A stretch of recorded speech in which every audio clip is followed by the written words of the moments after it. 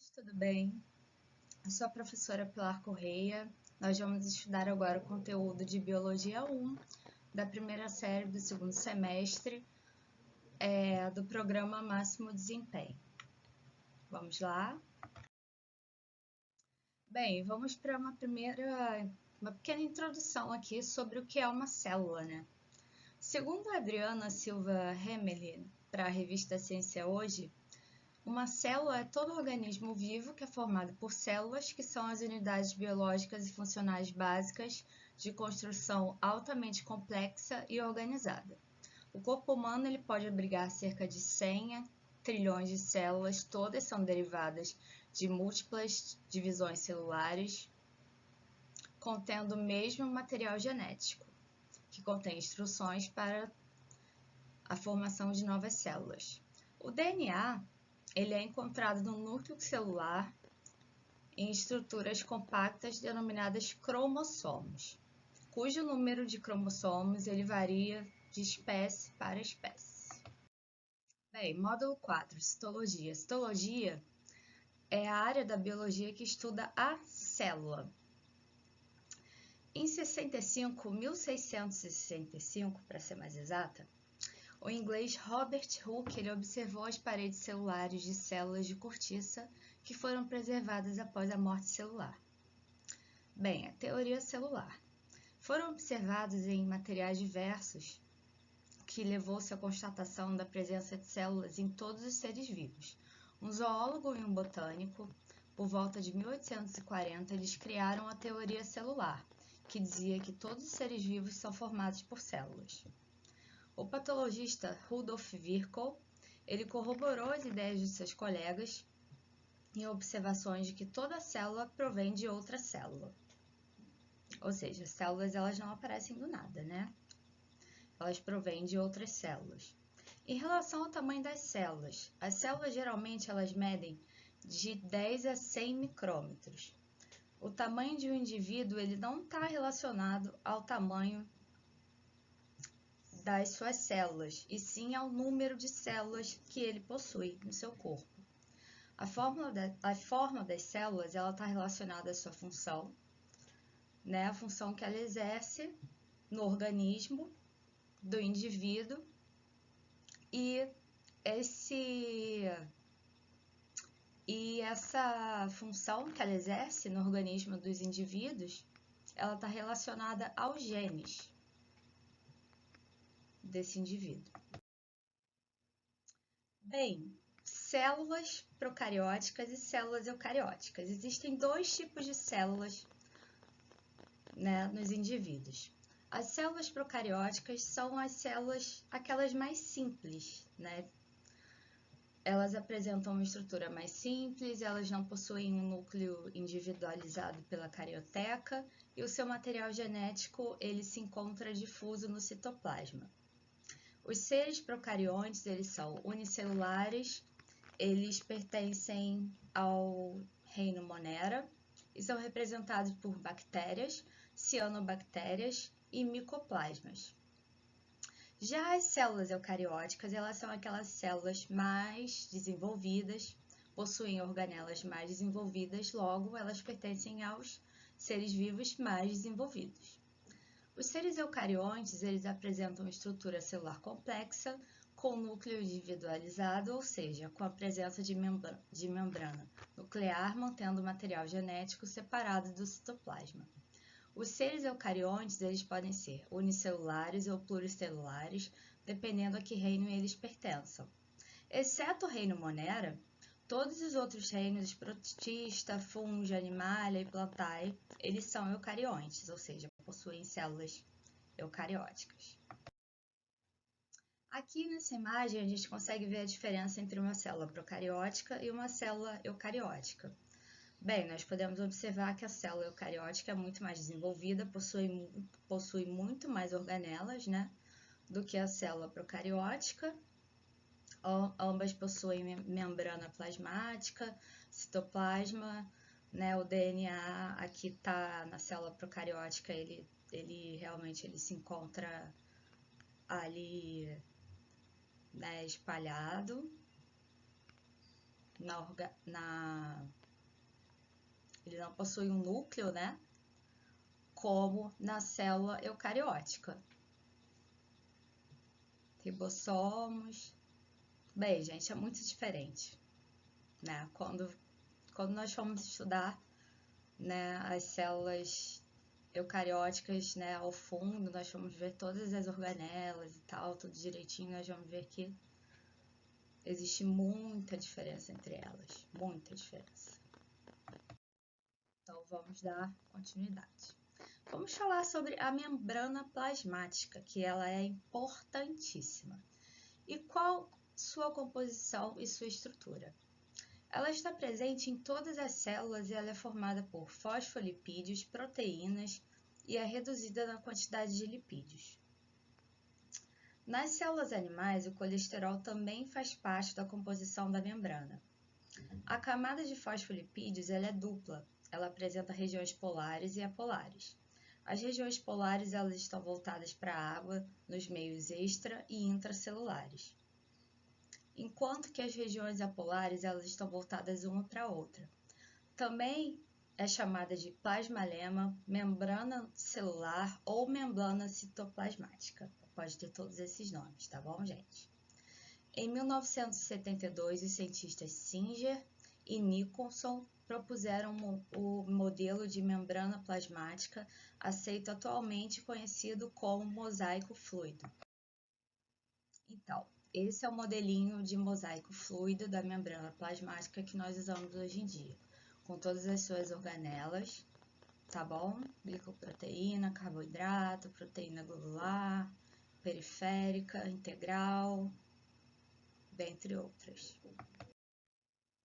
Então, gente, segundo esse modelo do mosaico fluido, as camadas lipídicas elas formam uma película isolante para as moléculas solúveis em água e também para as macromoléculas. No entanto, nessa camada fluida de lipídios, existem moléculas mergulhadas, que são as proteínas integrais, e outras aderidas às suas extremidades, que são as periféricas. Algumas proteínas atuam como moléculas transportadoras e outras como receptoras.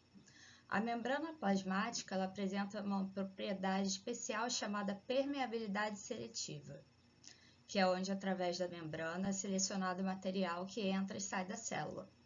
Existe uma estrutura chamada glicocálice, que é um envoltório que ocorre externamente à membrana plasmática de células animais e de alguns protistas, que é formada por uma camada de lipídios.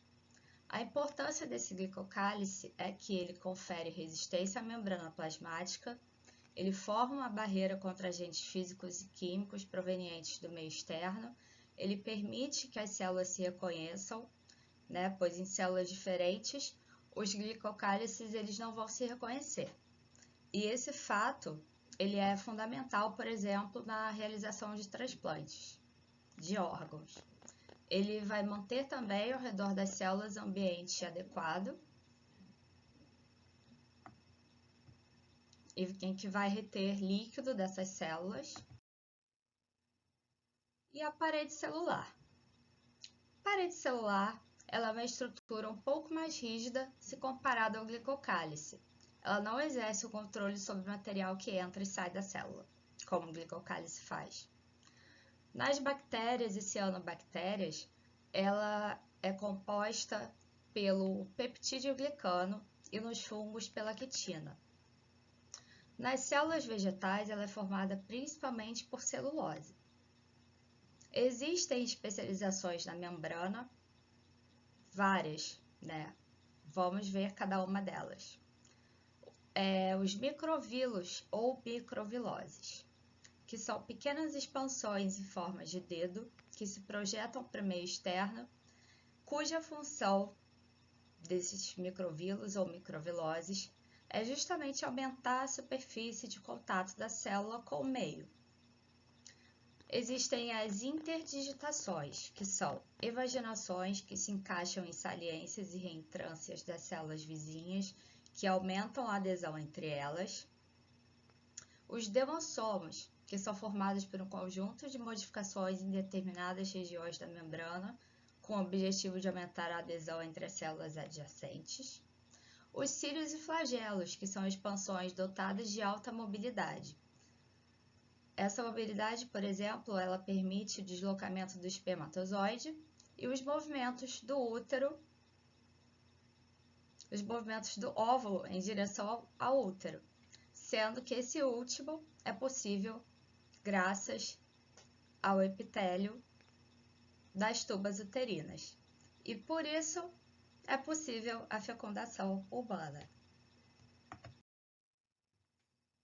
Bem, módulo 6, transporte através de membranas. Eles podem ocorrer de 3 formas, que são os processos passivos, os ativos e a endocitose e a exocitose. Os processos passivos ocorrem através da membrana sem que haja gasto energético. Os processos ativos ocorrem através da membrana com gasto de energia e a endocitose e a exocitose são mecanismos mediados pela formação de vesículas. Para entender os organismos de transporte da membrana, é preciso conhecer as diferentes concentrações de soluções.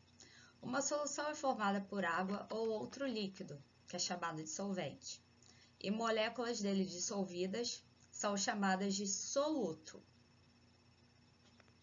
A concentração de uma solução é o valor dado pela quantidade de soluto dissolvida em uma determinada quantidade de solvente.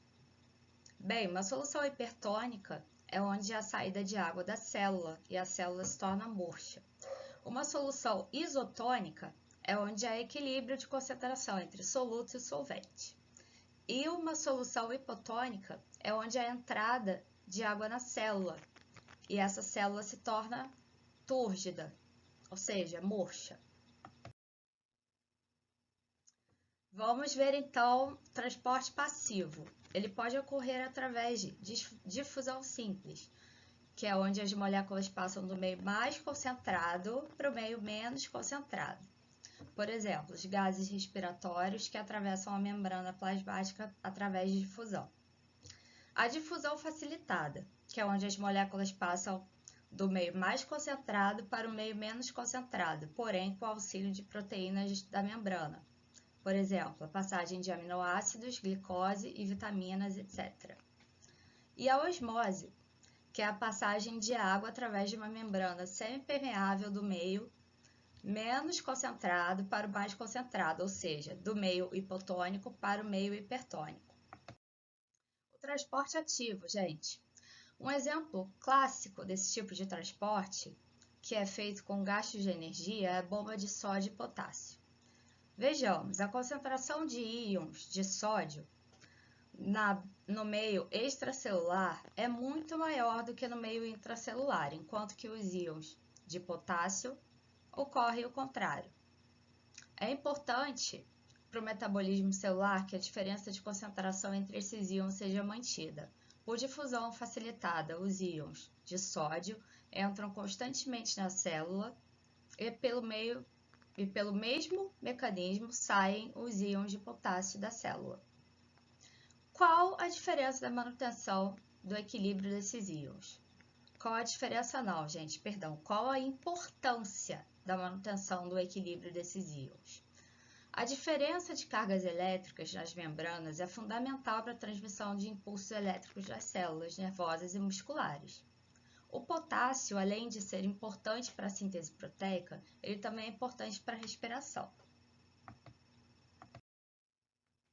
Bem, como ocorre a osmose em células animais? Vamos considerar uma hemácia em 3 situações. Na situação 1, a hemácia é colocada em uma solução salina de baixa concentração, hipertônica, em relação à solução.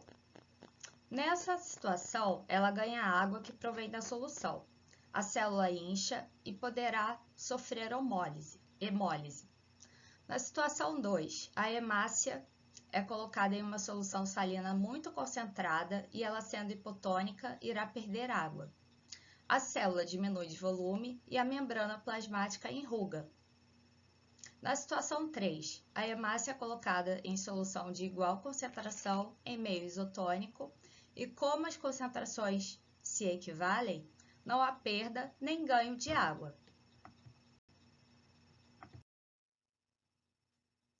Bem, osmose em células vegetais. Ela vai ocorrer de forma diferenciada nas células vegetais graças à parede celular ou membrana celulósica. As células vegetais, elas apresentam um grande vacúolo central contendo salina. O citoplasma forma uma fina camada abaixo da membrana plasmática que é envolvida pela membrana celulósica. A osmose, ela vai ocorrer entre a solução vascular e o meio extracelular. Em meio hipotônico, a água penetra rapidamente e começa a pressionar a parede celular de dentro para fora. A célula vai atingir seu volume máximo, não vai arrebentar graças à resistência da membrana. Dizemos que a célula está túrgida. Em meio hipertônico, essa célula vai perder água, o vacúolo vai diminuir de volume, vai se retrair, vai arrastar a membrana plasmática e o citoplasma. Aí a gente vai dizer que a célula está plasmolizada. Uma célula nesse estado, ela só vai voltar ao normal caso ela seja colocada numa solução hipotônica. Esse processo é conhecido como deplasmólise. A equação SC igual a SI menos M, ela traduz o processo osmótico nas células vegetais, onde SC é igual a sucção celular, SI é igual a sucção interna e M é igual a resistência da membrana celulósica. A endocitose, gente, ela pode ocorrer de duas formas, como fagocitose ou pinocitose. Por exemplo, a fagocitose é a ingestão de partículas sólidas e grandes. Por exemplo, os leucócitos fagocitam micro-organismos. Na pinocitose, a ingestão de partículas dissolvidas em água. Por exemplo, ingestão de polissacarídeos. Em ambos os casos, são formadas vesículas que são chamadas, respectivamente, de vesículas de fagocitose ou vesículas de pinocitose. Na exocitose é o processo de eliminação de substâncias, por exemplo, eliminação de hormônios. Na plasmocitose, que é um tipo de exocitose, é o processo que elimina resíduos da célula. Módulo 7. O citoplasma. Nas células eucarióticas, o citoplasma corresponde à região situada entre a membrana plasmática e a membrana nuclear. Ele é constituído por um material gelatinoso, o citossol, ou a matriz citoplasmática ou hialoplasma, pode ser chamado por todos esses nomes. Mas nós costumamos chamar de citoplasma, mais fácil e mais conhecido, cuja composição envolve água, íons, moléculas orgânicas e inorgânicas e organelas celulares. No citosol estão presentes as proteínas tubulina e actina que participam da formação do citoesqueleto, assim como dos movimentos citoplasmáticos. A ciclose é um movimento citoplasmático característico de células vegetais. O citoplasma faz um movimento que circula a célula e auxilia na distribuição de substâncias. O movimento ameboide, ele depende da formação de pseudópodes, que são expansões citoplasmáticas. Esse movimento está relacionado à captura de alimentos, locomoção e, no caso dos leucócitos, à fagocitose de agentes agressores. Bem, as organelas celulares, o retículo endoplasmático, são estruturas que apresentam constituição variada com um conjunto de membranas lipoproteicas formando uma rede na extensão celular. Nesse conjunto, eles podem surgir cisternas, vacúolos e também túbulos. As membranas do retículo comunicam-se entre si e ligam-se à membrana plasmática e à carioteca. São conhecidos dois tipos de retículos, o liso, que é formado apenas por membranas, e o rugoso, que apresenta na face externa das membranas pequenos grânulos, que são conhecidos como ribossomos e estão envolvidos na síntese proteica. O retículo endoplasmático rugoso também é chamado de ergastoplasma. Bem, as funções do retículo endoplasmático liso. Ele transporta e armazena substâncias, síntese de lipídios como triglicerídeos, esteroides e fosfolipídios, participa do metabolismo de carboidratos, Por exemplo, enzimas de membranas reticulares que participam da transformação de glicogênio em glicose, ele atua na neutralização de substâncias tóxicas, como drogas, álcool, barbitúricos, etc. Bem, em pessoas alcoólatras, por exemplo, ou que usam drogas, o retículo endoplasmático liso, ele costuma ser bastante desenvolvido no fígado dessas pessoas. Vamos seguir. Bem, as funções do retículo endoplasmático rugoso. Por apresentarem ribossomos aderidos às suas membranas, eles estão relacionados à síntese proteica. As proteínas fabricadas no retículo rugoso são chamadas de exportação, porque normalmente são secretadas pela célula para que sejam usadas fora dela, por isso de exportação, que não são usadas pelo próprio retículo. Os ribossomos são estruturas encontradas livres no hialoplasma ou presos às membranas do retículo e à carioteca.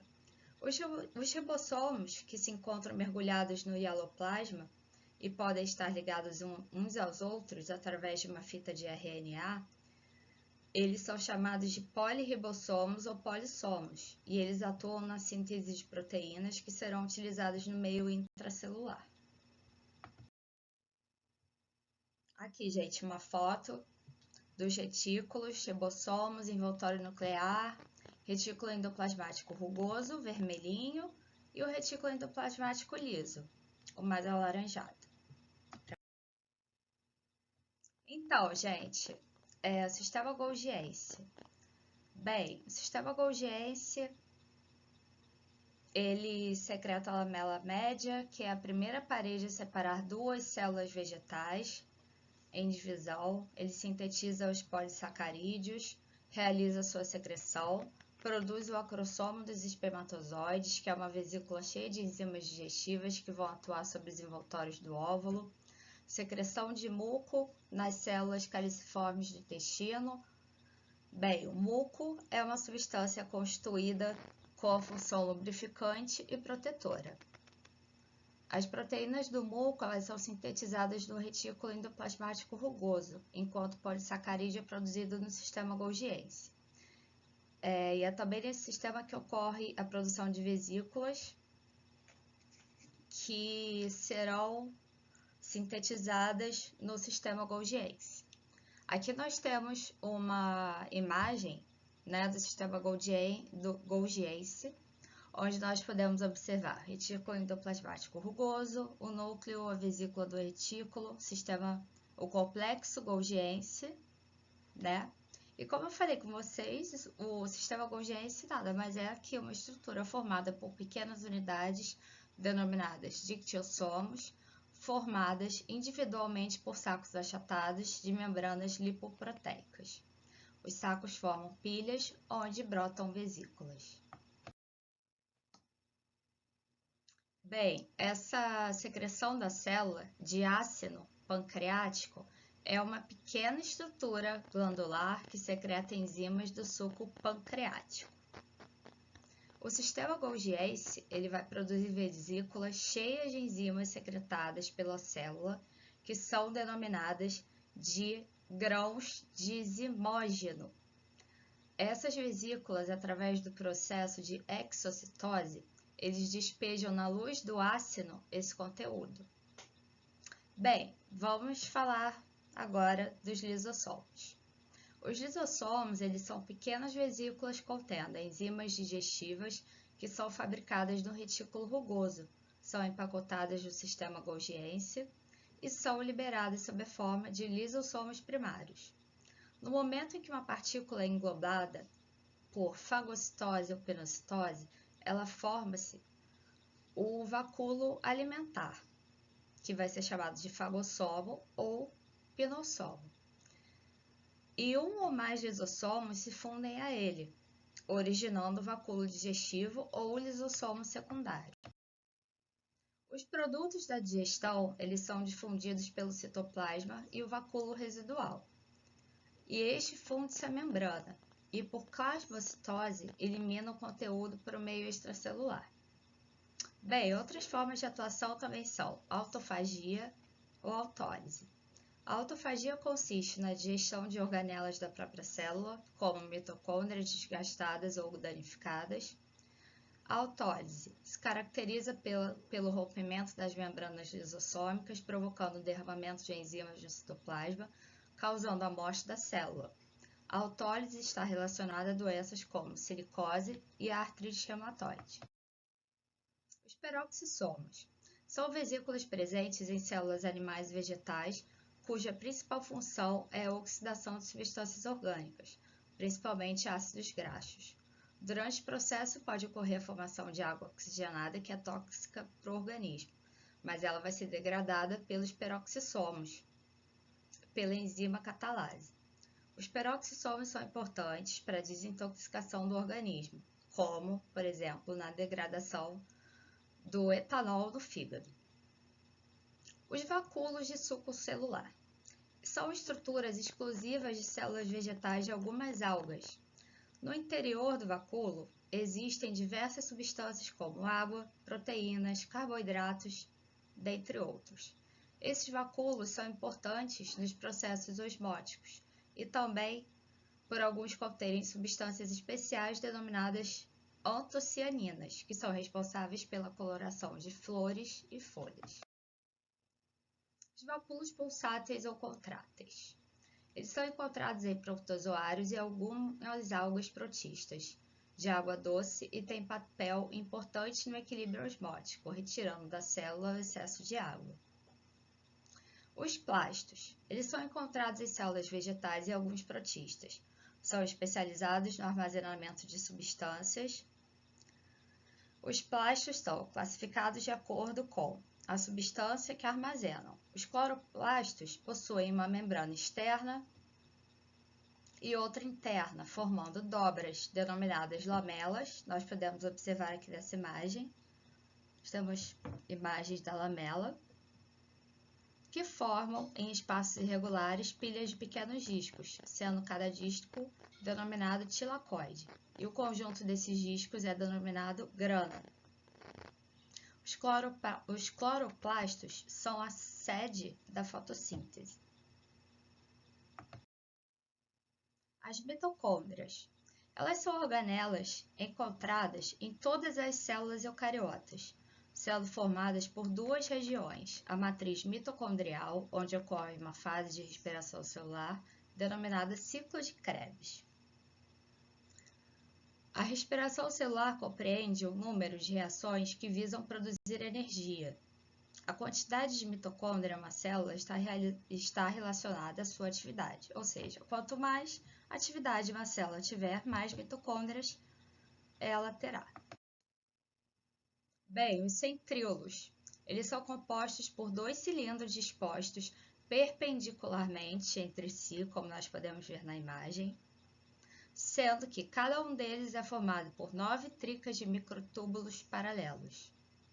Os centríolos têm importância fundamental no processo de divisão celular, já que entre eles formam-se as fibras do fuso acromático, onde se prendem os cromossomos. Nós podemos ver na imagem os centríolos, cromossomos, fibras do fuso e o áster. Os centríolos têm importância ainda na formação de cílios e flagelos, que são aquelas estruturas importantes para a locomoção, como nós já vimos.